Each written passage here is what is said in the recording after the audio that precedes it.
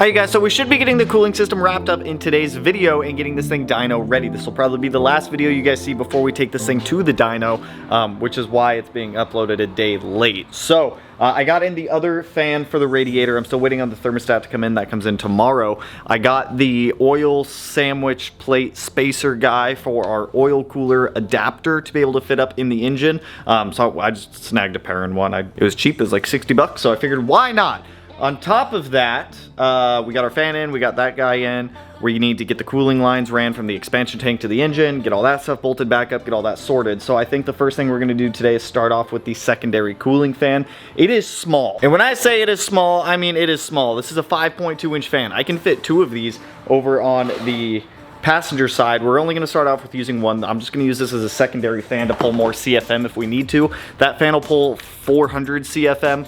The main fan will pull 1300 CFM, so combined that puts us at a total of like 1700 CFM. If I need to fit another one in there, that'll give us 800 on the passenger side, 1300 on the driver's side, so we should be solid on fans now that we don't have that shroud in the way and everything is still Gucci. So gonna see if our little baby mufflers made any type of change once we get all this stuff bolted back together and put back on. So the first thing we're gonna start off with today is getting that expansion tank all the lines ran and figured out. I don't know how I'm going to do it quite yet, but let me pull up the diagram from Radium, see how I'm going to route this thing. I'm probably going to use one of the stocker Subarus that we have here as a reference to see where I want to route all of these coolant lines to make sure that everything goes in all hunky-dory and all smooth.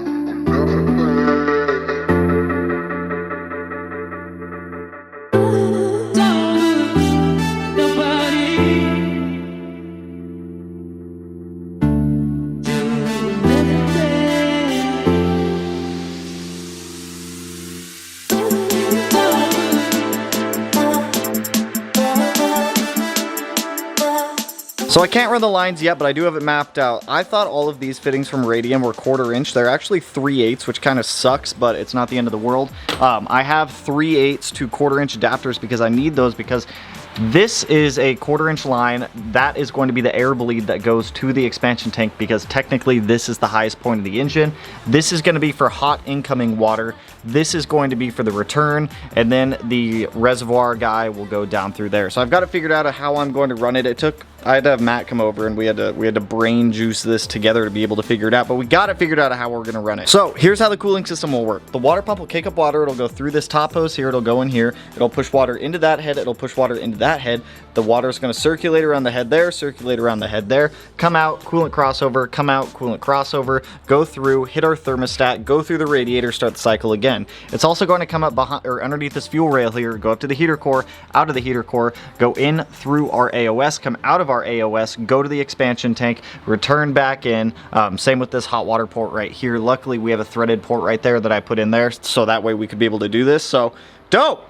We have that sorted out. I just need the fittings and whatnot to come in from Amazon. They should be here tomorrow and Monday, so this video will probably go out late Monday. I do apologize, you guys. There's a lot to do right now. So next up, I'm gonna go ahead and toss this little baby-ass fan on our radiator just to get it on here. I think I'm just gonna center it right on this side. I can run two of them. I just don't want to run another wire. I don't think we need to. I think having this as a primary fan and that smaller one as a secondary fan will do wonders. That secondary fan will still pull like 400 CFM, so it'll still help. So let me take all this back. Actually, I just need to take the intercooler out of the way to be able to get that fan on. So let's throw a fan on here.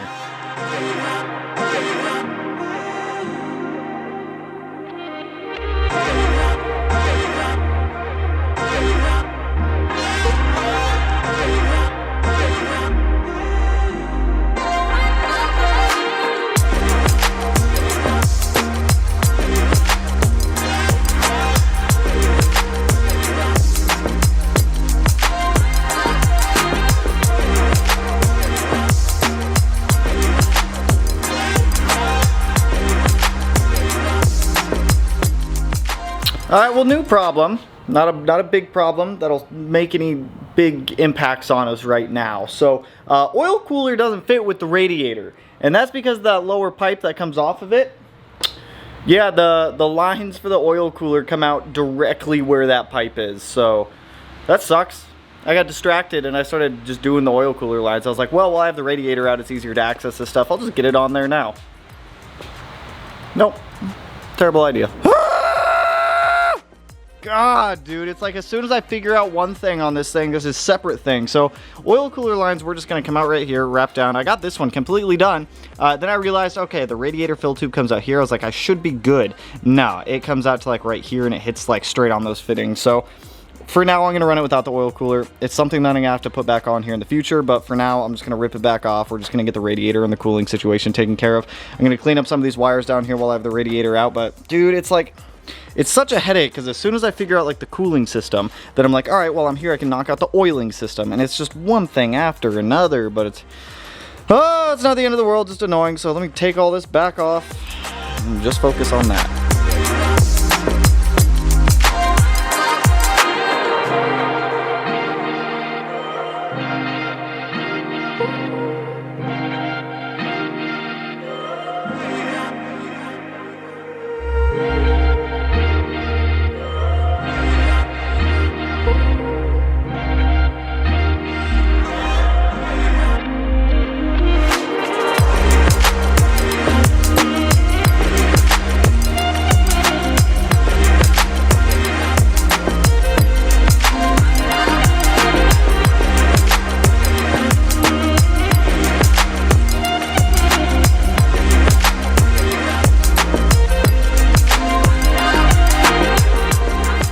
You guys, it's the next day. We had Matt's birthday party last night, so after I got done wiring in the fans, we had to jet out. So went out, had Matt's birthday party, he had a great time. He turned 32. Happy birthday to you, Matthias.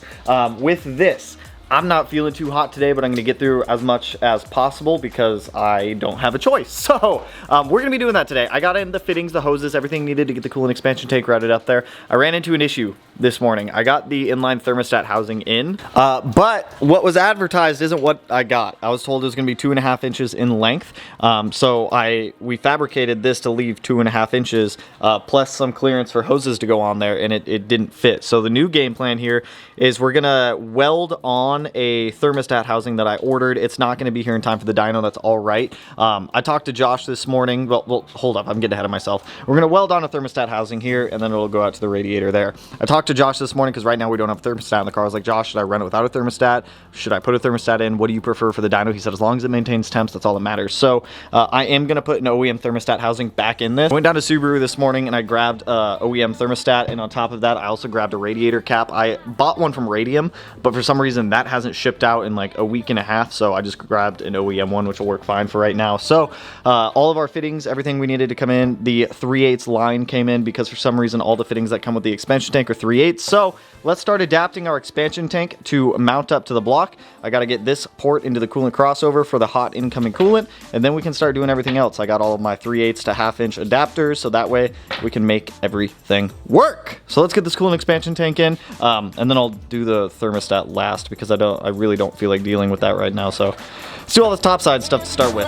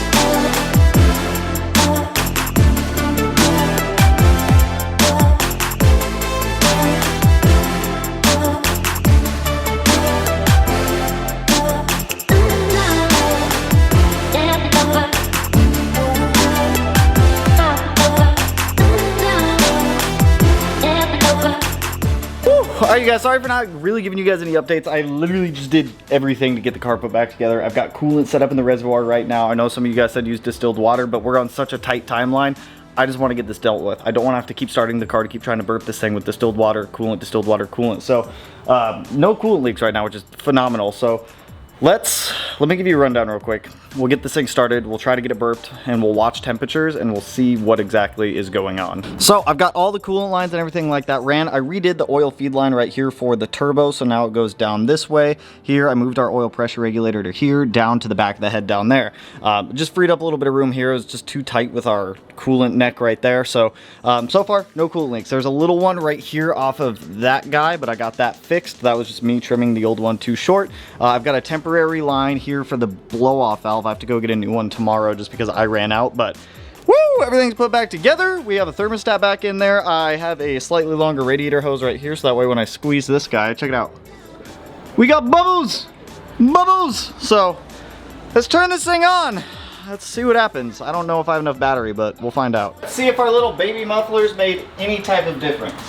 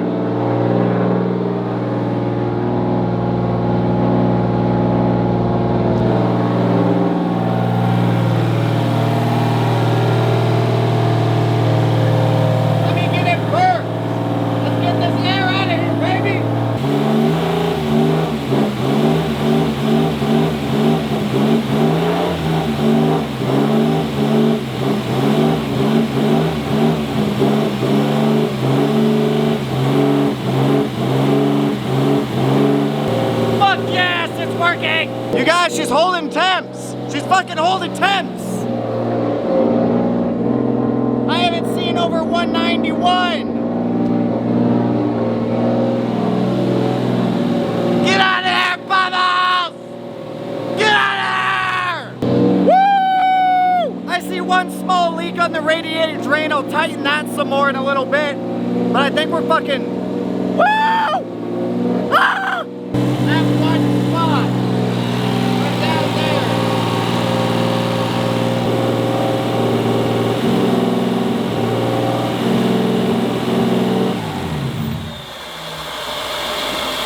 Woo! We got one small leak off the radiator drain. I think I just gotta put Teflon tape on it, which means I gotta do this all again, but... Ah! We didn't go up one night! I own you! I own you! Yes! Yes! Yes! Yes! Yes! Matt! We've done it! Why are you mowing in slippers? Okay. I shot an outro last night because I thought I was ending the video. I'm not ending the video. Today's last day to get this thing 100% dyno ready. So I'm going to pop down there, pop out that radiator drain plug. Whatever coolant comes out, comes out. We need to swap that one. I have another NPT fitting that I've already put some Teflon tape on just to be able to seal up that drain port, so that way it's obviously not going to be leaking because it's the last thing that we want. So let's do that. Let me pop down there, fix that power steering leak. We'll burp it again, depending on how much coolant we lose. I mean, we'll finish burping it, burp it again. So let's get to work. Let's finish this thing. Let's wrap it up. And then I got to pack all my emergency stuff like spark plug wires, oil filters, that kind of stuff. So now let me empty my pockets in case I take a shower in coolant. Okay, let's swap it one more time, but to an aluminum fitting this time. Aluminium. Where did I just put my wrench? All right, let's play swappy swap one more time, because the way that this will work is aluminum will expand quicker than steel, so I have a feeling it'll just continue to leak if we use steel on aluminum, so we'll use aluminum on aluminum. We'll lose a little bit more coolant, but it's whatever at the end of the day, as long as it seals.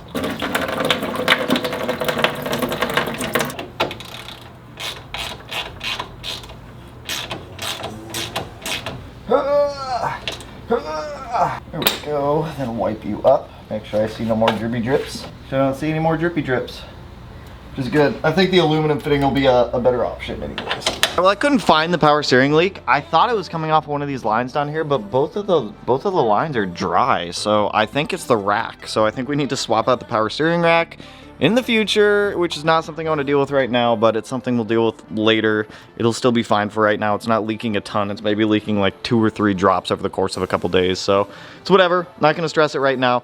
Next up, let's check oil. Let's make sure oil level's good. If so, let's start this thing back up, finish burping this car. And then at that point, it's ready for the trailer tomorrow morning at like 5:30 a.m. So let's get this thing started one more time and try to get the rest of the air out of this system. If there is any left, I'm sure there's a little bit because I probably just introduced some when I swapped out those drains.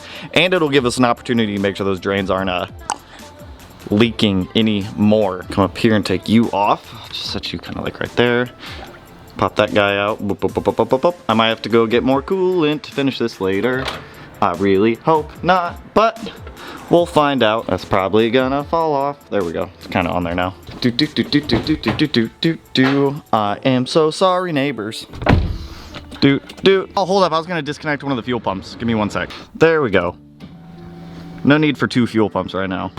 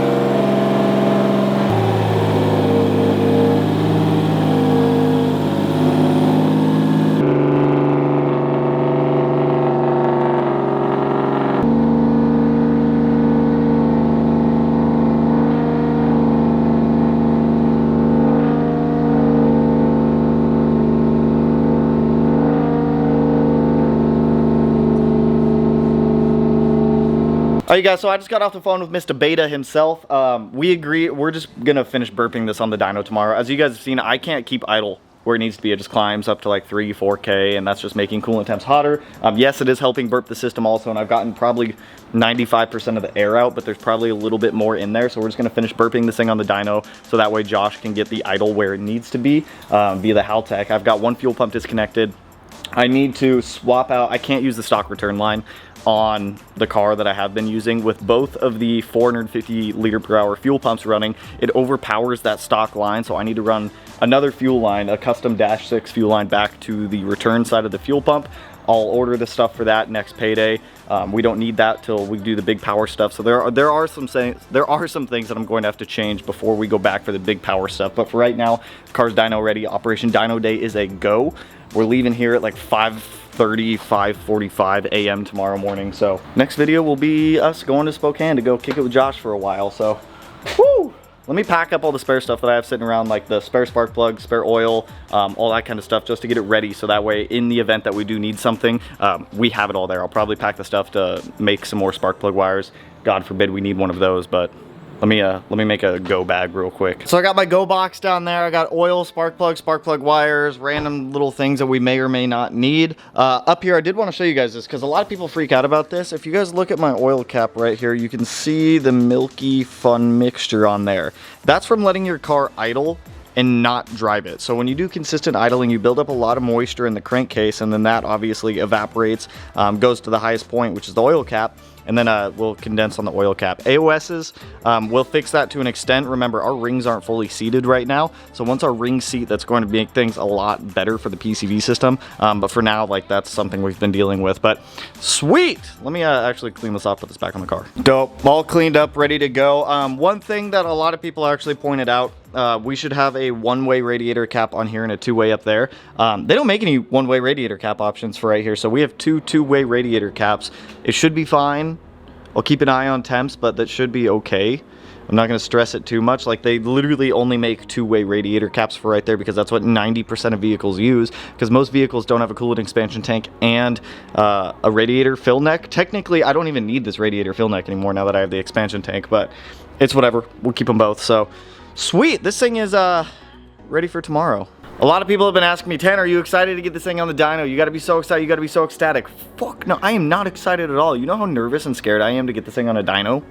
This thing has caused me so much grief and pain, and I feel like it's not done causing me grief and pain. I really hope that it is done causing me grief and pain, but I don't, just work. That's all I would, just work, please. I am excited, don't get me wrong, but more than anything, I'm nervous, I'm scared, and I don't trust it. You know what I mean? Like, after you get done building a car, you have to rebuild that level of trust that you have with it. I trusted this car so much when it had an EJ in it because I knew that it would do what I wanted it to do. Now it's starting back from school. I trust the chassis. I don't trust this new setup quite yet, but it's all right. I'm excited for tomorrow. I'm nervous. I'm scared. It'll be fun though, so that's all I got for you guys on this one. If you like the video, you know what to do. Go ahead and hit that like button, turn black, blue, green, yellow, purple, silver sign, whatever color it turns for you. And if you're not already, subscribe to the channel and you want to be, because the next video is literally going to be this car on the dyno. Go ahead, hit that button. One of these corners, no idea which one I'll put it in quite yet. But with that, that is literally all I've got for you guys on this one. So peace out, homies.